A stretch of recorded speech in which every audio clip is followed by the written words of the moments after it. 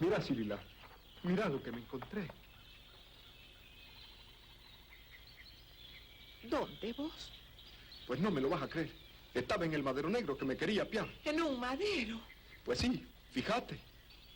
¿Y cómo es que tiene esta rajada?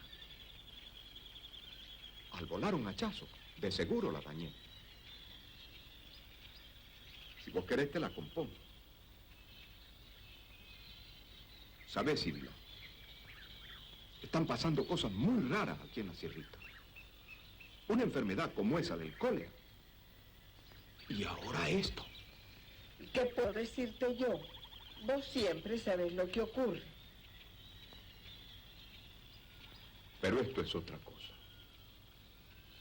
Algo está pasando y no sé lo que pueda hacer.